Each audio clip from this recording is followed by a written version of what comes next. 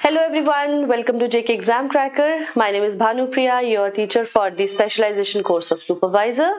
So welcome you all once again to our revision series, and today's topic for revision is socialization and its theories. तो ठीक है, हमारे unit number 2 का revision हम अभी कर रहे हैं. Along with it unit number 1, 4 is completed and computer की रिवीजन आपकी चल रही है and also unit number 3 is almost complete. So consecutively मतलब पैरेलली आपके बहुत सारे रिविजन्स चल रही हैं. So now it is also your duty and your responsibility कि high time now you get serious with your studies and with your preparations.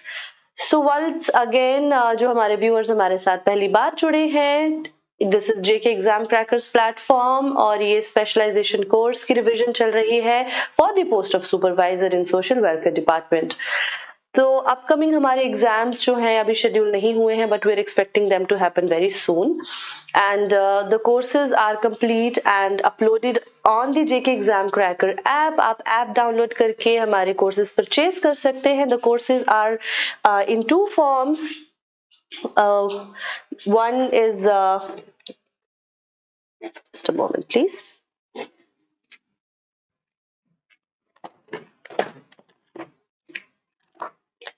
So one is the specialization course and other is the full course.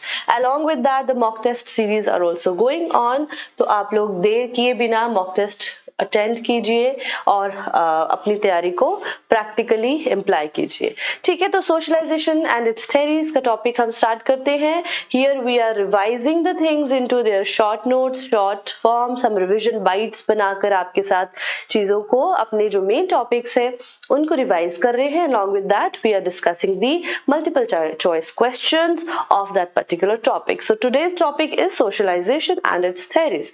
First of all, what is socialization? Socialization हम उस process को कहते हैं by which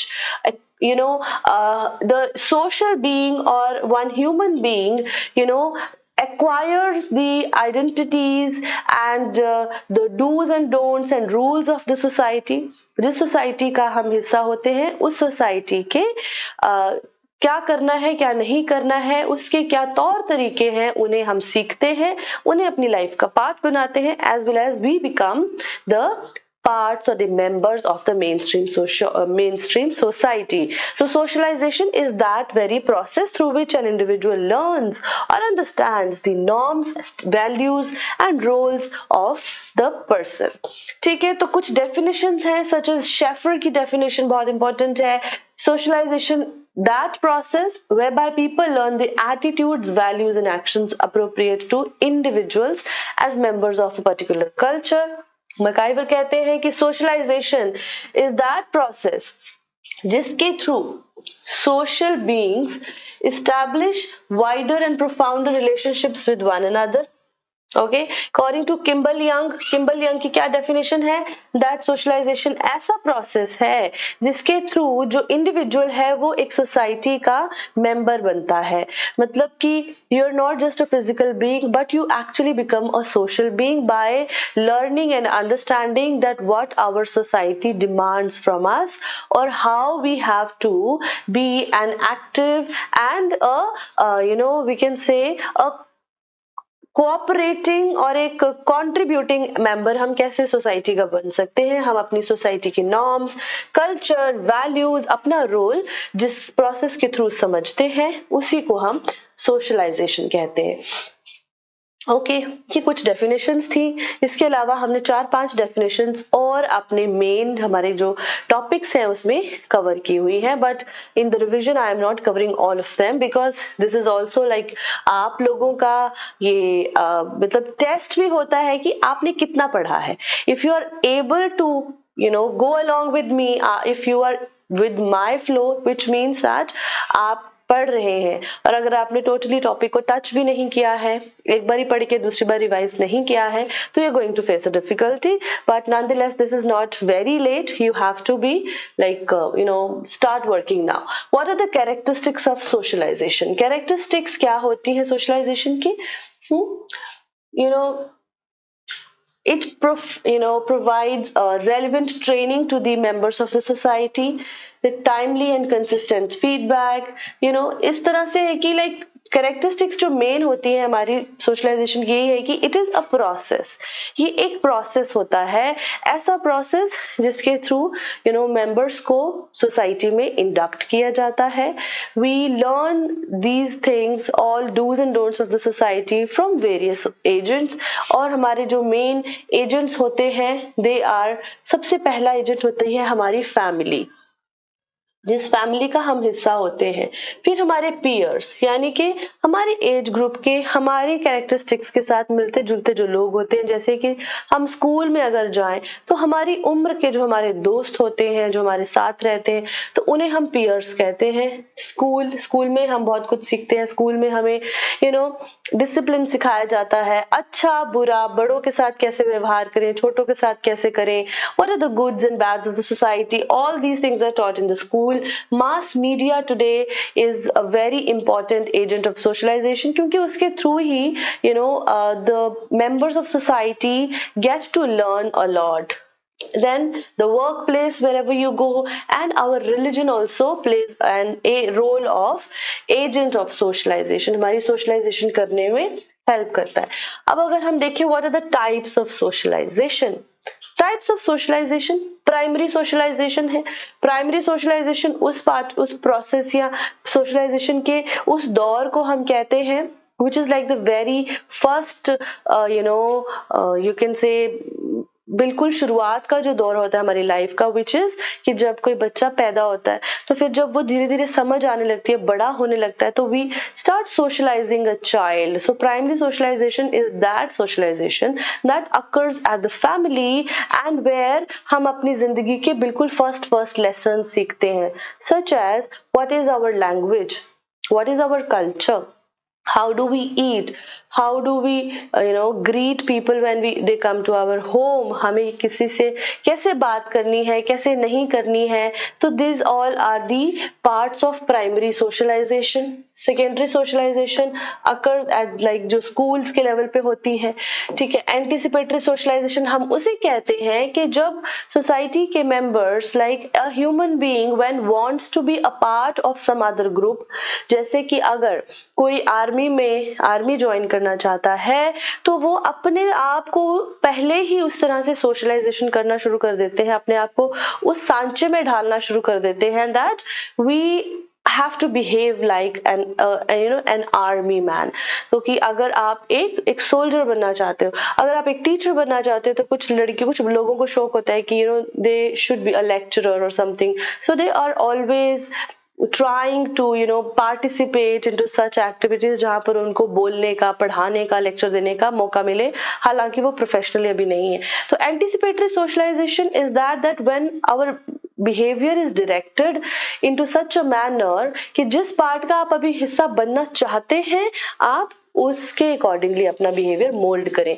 रीसोशलाइजेशन आती है हमारी life के कुछ ऐसे ट्रांजिटरी फेजेस आते हैं, जब चेंज आता है तो हम अपने पुराने सीखे हुए लेसन्स को भुला के नए लेसन सीखते हैं. फॉर एग्जाम्पल, जब लोग देश छोड़कर दूसरे देशों में जाते हैं, इंडिया से जो लोग फॉरेन जाते हैं, जहां पर उन्होंने जो कुछ सीखा होता है, रहन सहन के ढंग, rules, dos and don'ts, whatever, they have to unlearn those things and they have to get re-socialized according to the new society जिसका आप वो हिस्सा बने. जब लड़कियों की शादी होती है, they have to get re-socialized according to the new family जिसका आप वो हिस्सा बन जाती हैं.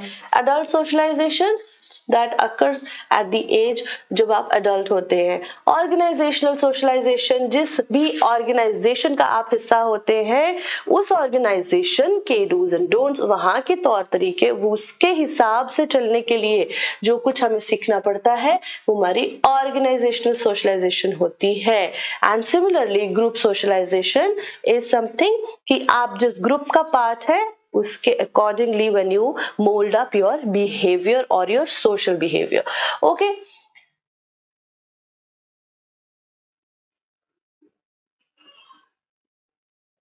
Fine. So also process of socialization की बात करें तो it has been divided into like 3 steps. First is primary socialization. Primary socialization पहली स्टेज होती है socialization की, जैसे कि मैंने कहा, जो बिल्कुल शुरुआती जो हमारे lessons होते हैं लाइफ के, that begin from birth and continues until early childhood. अपनी अर्ली चाइल्डहुड मतलब अपनी लगभग 6 साल तक की उम्र तक जो बच्चे सीखते हैं, such as basic norms, values, beliefs from their parents, siblings and other family members. तो प्राइमरी सोशलाइजेशन की एजेंट कौन होती है? फैमिली होती है। फिर आती है सेकेंडरी सोशलाइजेशन। ये सोशलाइजेशन कहाँ शुरू होती है? चाइल्डहुड से लेकर अडोलसेंस या अडल्टहुड तक चलती रहती है। ओके, इस स्टेज में इंडिविजुअल्स क्या करते हैं? कुछ और ज्यादा कॉम्प्लेक्स तौर तरीके अपने समाज के, वहां उसकी वैल्यूज, बिलीफ्स और अपने पीयर्स से सीखते हैं। कुछ चीजें, रादर बहुत सारी चीजें हम अपने घर तब सीखते हैं जब घर से बाहर निकलते हैं, है ना। तो जब घर से बाहर निकलते हैं, अपना पीयर ग्रुप, फॉर एग्जाम्पल आप स्कूल में जाते हैं तो आपके स्कूल मेट्स जितने भी हैं वो आपका पीयर ग्रुप है। अगर आप किसी ऑफिस में जाते हैं तो आपके साथ काम करने वाले कॉलीग्स जो हैं, स्पेशली आपके अपने रैंक के जो हैं, वो आपका पीयर ग्रुप बनते हैं। तो अपने पीयर्स से, टीचर्स से और या फिर other social institutions like schools and media and religious institutions, ये सब सेकेंडरी सोशलाइजेशन का जरिया बनते हैं। Then there is tertiary socialization. Tertiary socialization हमारी फाइनल स्टेज होती है जो कि अडल्टहुड में ही होती है।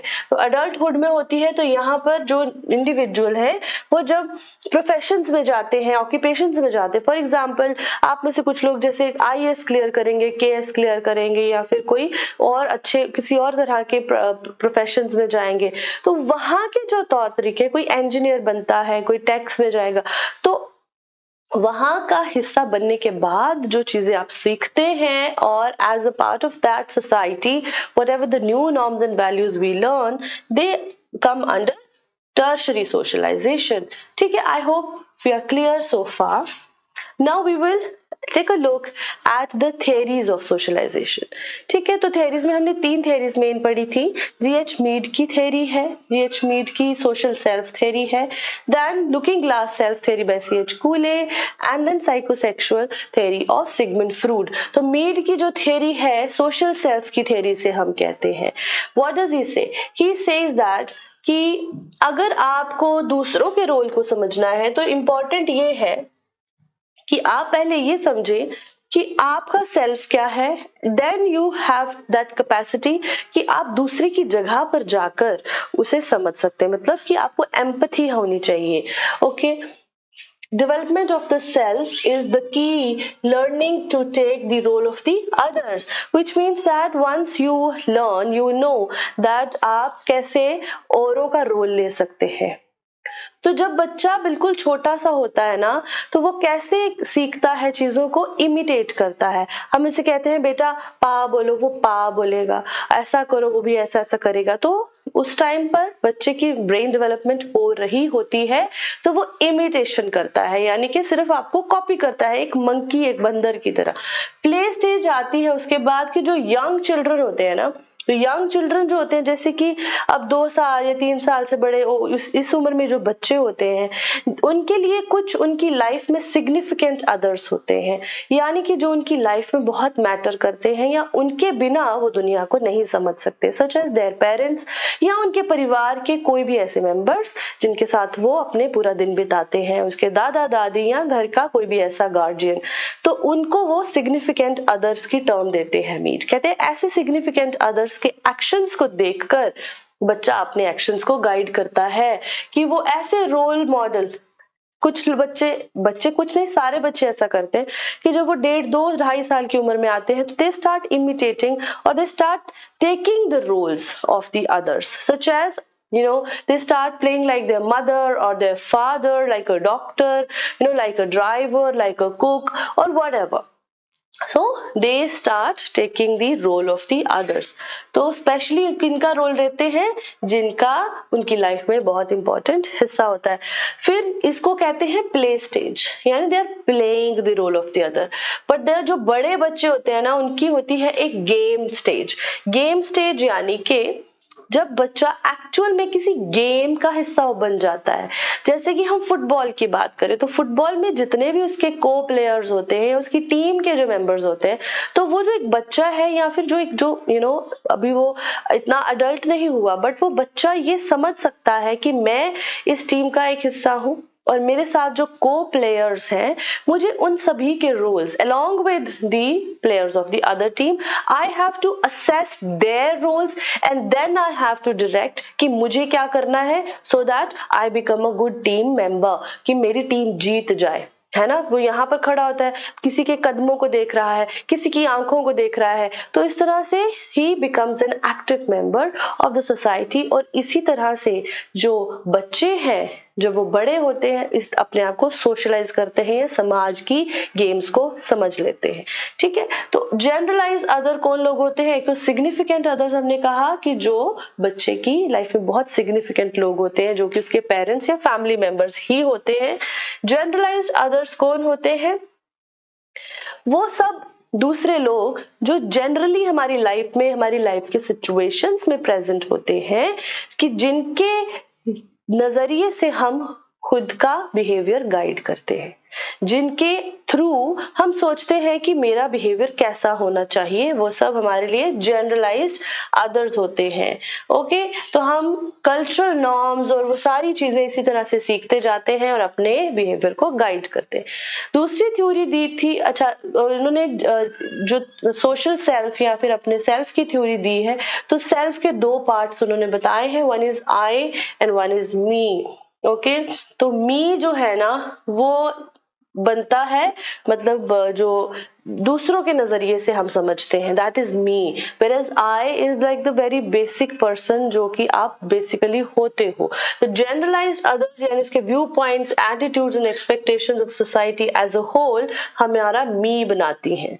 ओके, तो मैं कौन हूँ? मैं सिर्फ अपने लेवल पे ही एक इंसान नहीं हूँ, बल्कि मैं डिपेंड करती हूँ कि मेरे बारे में बाकी को क्या सोचते हैं या मुझसे क्या उम्मीद रखते हैं, उसी के अकॉर्डिंगली मैं अपना एक्शन गाइड करती हूँ, उसी के हिसाब से मैं समाज में जीती हूँ।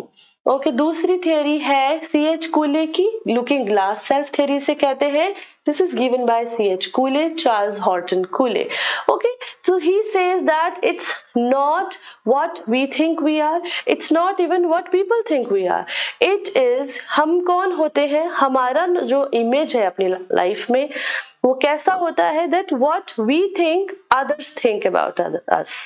लुकिंग ग्लास सेल्फ, कि हर एक इंसान अपने वजूद दूसरों की नजर में ढूंढता है और दूसरे इंसान को हम अपना आईना समझते हैं, कि हम अपनी नजर में कुछ भी नहीं होते।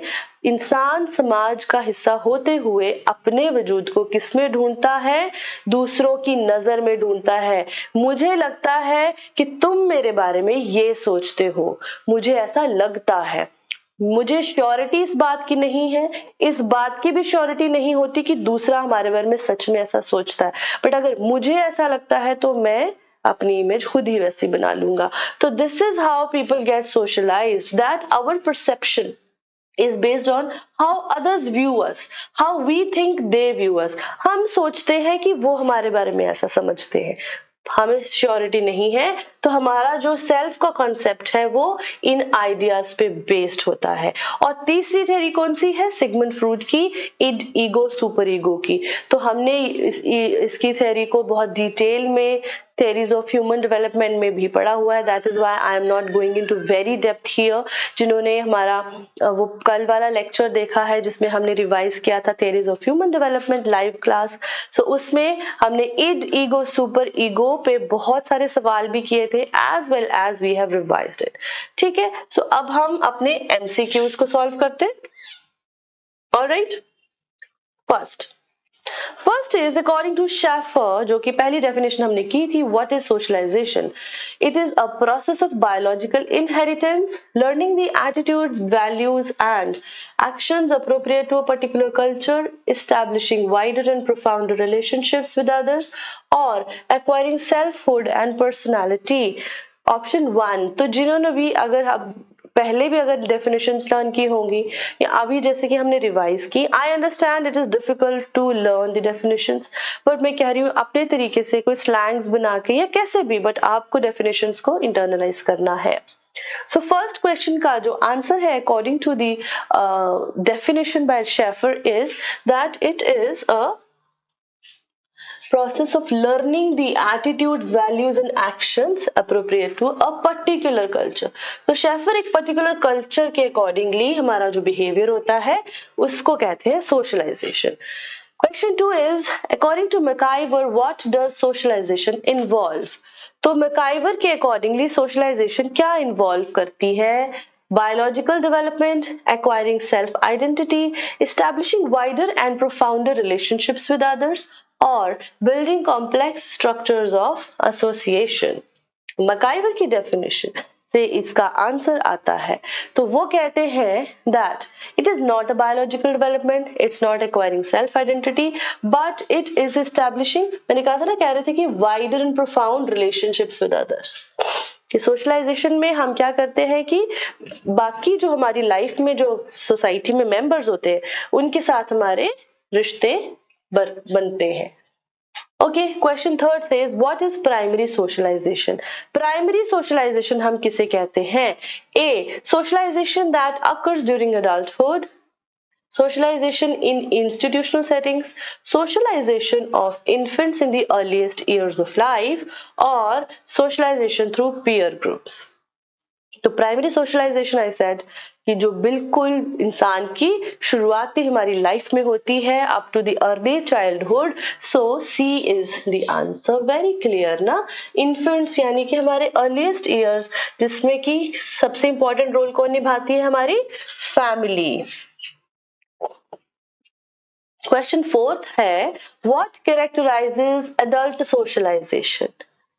एडल्ट सोशलाइजेशन का कैरेक्टरिस्टिक क्या है? A is preparation for joining a new group or role.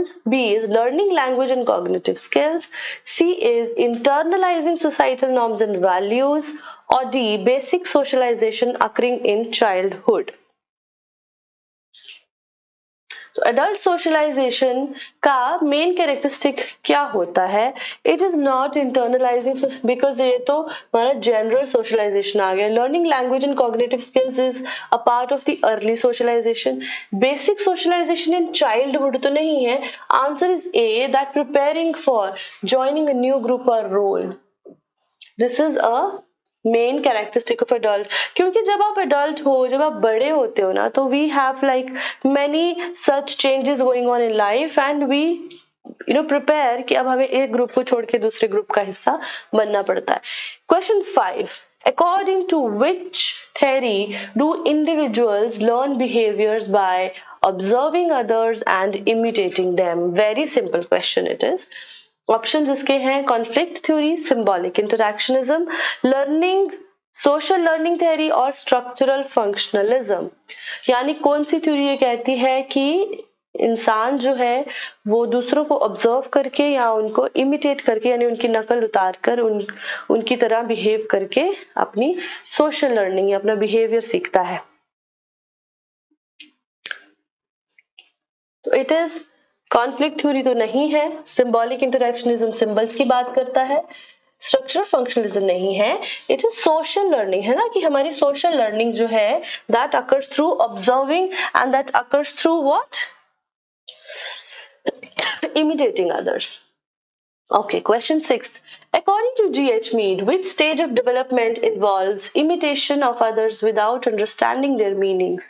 कौन सी स्टेज है जिसमें imitation होती है? यानी कि हम वैसे तो नकल सारी जिंदगी उतारते हैं, लेकिन वो कौन सी स्टेज है जिसमें imitation करते हैं और साथ में समझ नहीं आती बट यूं ही imitate करते हैं?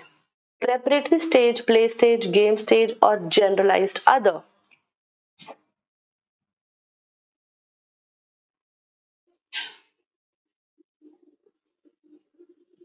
तो प्रेपरेटरी स्टेज तो कोई उन्होंने दी नहीं है ना. Game stage is the bigger one. Generalized other इसका ऑप्शन नहीं है, इसका आंसर है play stage.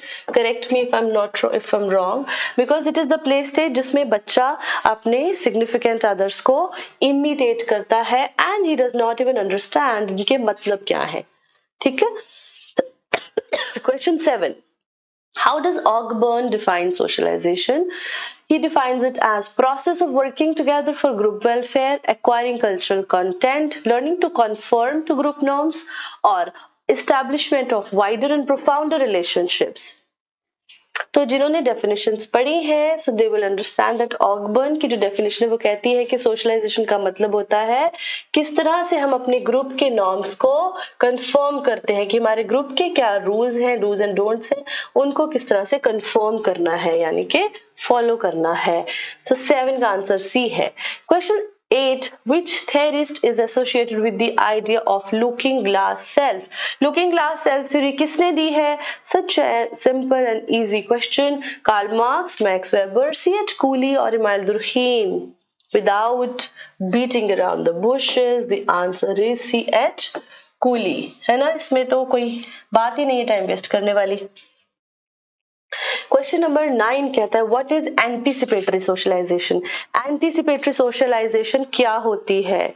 It is learning social roles through observation and experience, it is resocialising individuals to discard the former behaviours, it is learning the culture of a group और in anticipation of joining it, और shaping thoughts of children to learn gender roles.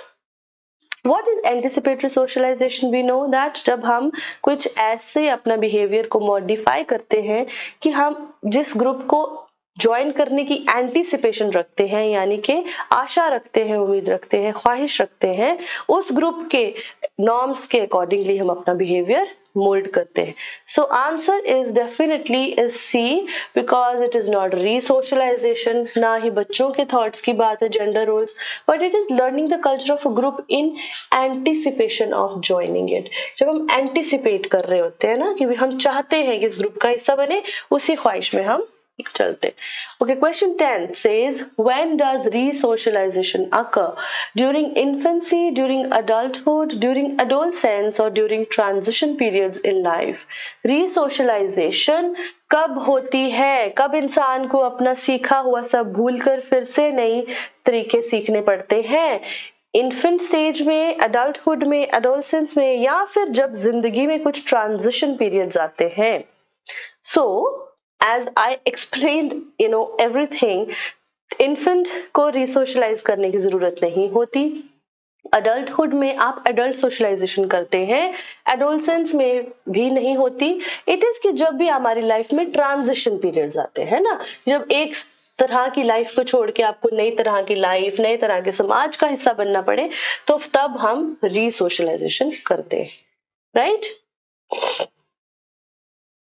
Okay, question 11 पे आते हैं।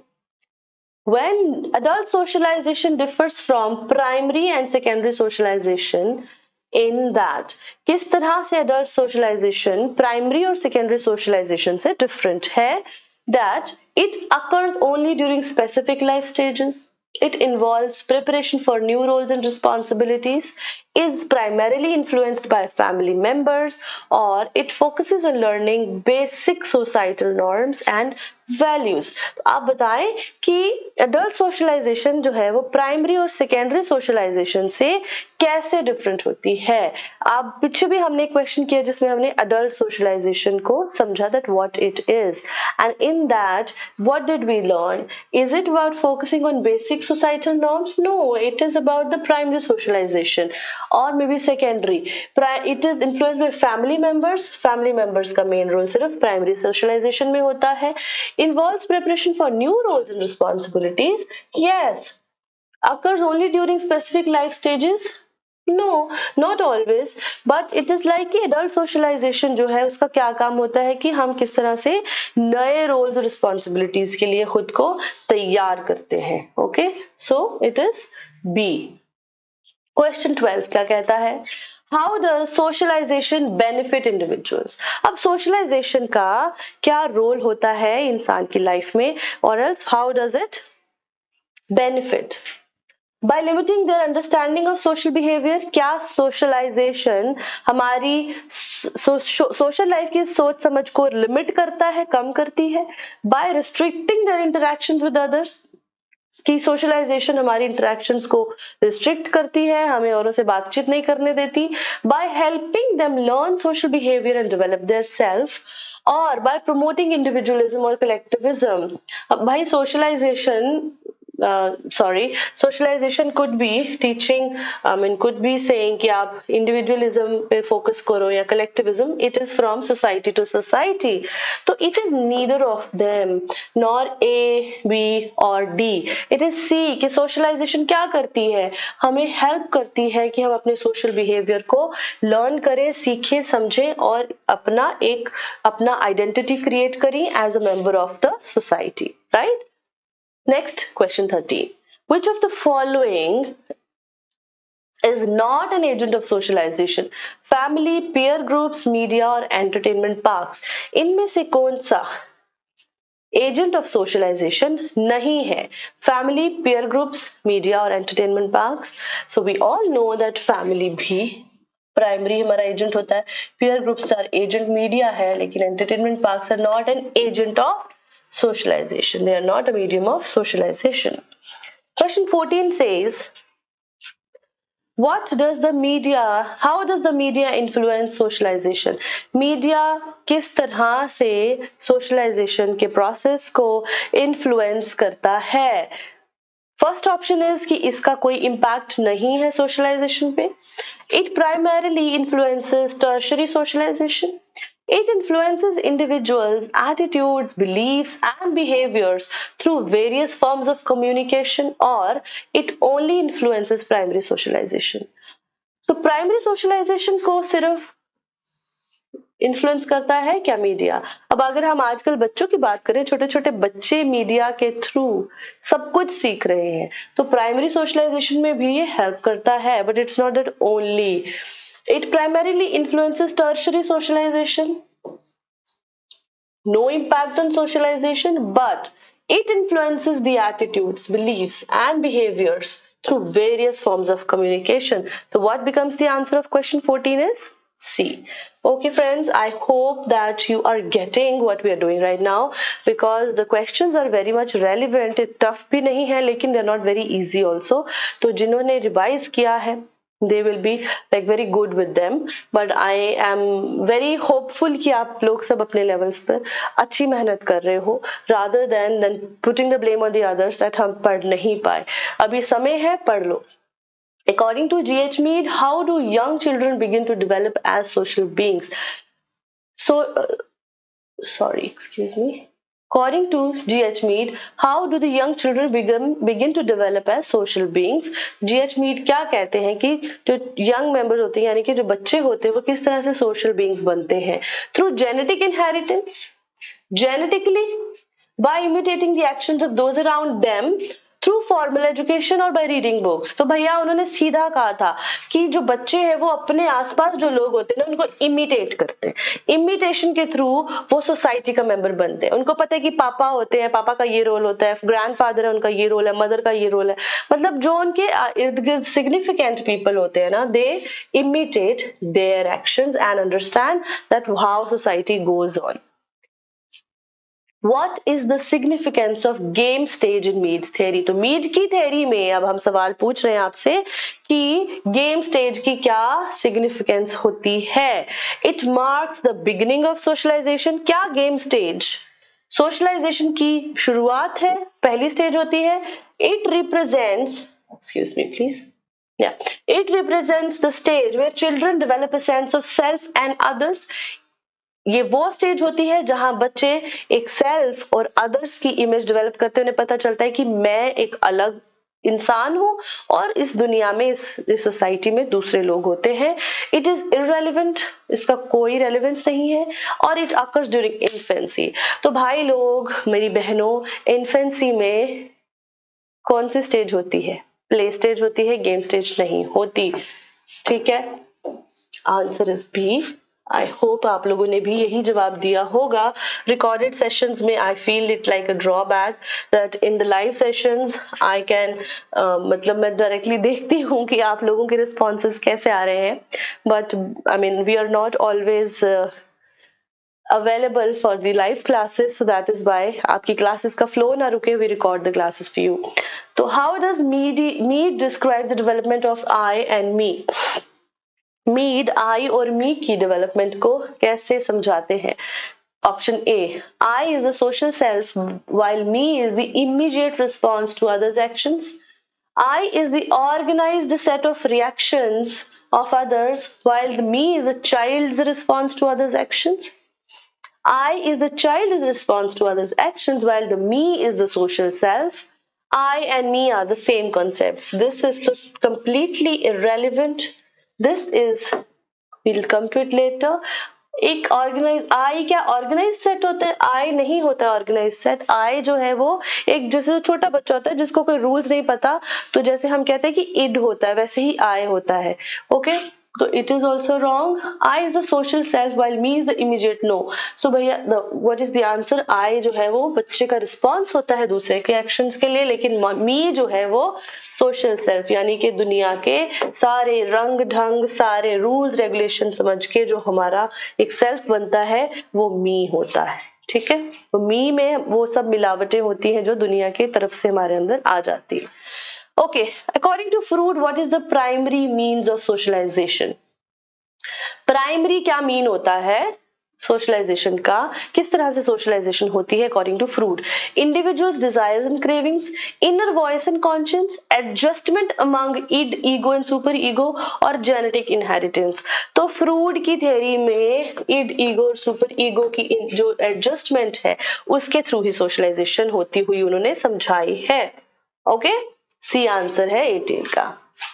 Question 19 says, what role does the super ego play in Freud's theory? Freud की theory में super ego का क्या role है? It seeks immediate gratification of desires. तो immediate gratification super ego नहीं, id करता है। It serves the referee between the id and ego. क्या सुपर ईगो id और ईगो के बीच में बैलेंस ड्रॉ करता है? No. It internalizes the societal roles and ethics. Yes. It operates on the pleasure principle? No. Super ego जो है ना, दुनिया के जो रूल्स और नॉर्म्स और ये सब चीजें हैं ना, इन्हीं को हम कहते हैं सुपर ईगो कहीं ना कहीं। Okay, it internalizes the societal rules and ethics. The last question of this topic, what term does Cooley use to describe the peoples through whom individuals build an image of themselves? तो coolie ने क्या term use की है जिसके through वो कहते हैं कि हम अपनी इमेज उनके थ्रू बनाते हैं, उनकी नजरों में खुद को देखते हैं? Imagined others, generalized others, significant others और सोशल अदर्स। तो भाई जो टर्म उन्होंने यूज की है वो है significant others. It is the significant others जिनके through we understand what image do we have. ठीक है, सो मतलब हम अपना आप उनकी आंखों में देखते हैं, उस आईने में देखते हैं। ठीक है फ्रेंड्स, विद दिस हमारा सोशलाइजेशन एंड थ्योरीज का जो टॉपिक है उसकी रिवीजन हमने आज कंप्लीट की है, एंड अलोंग विद दैट हमने कुछ एमसीक्यूज आपके लिए रिकॉर्ड किए। I hope that they have they are also playing a relevant role into your preparation and they're helping you, and all the best to all of you. Keep working hard. Thank you.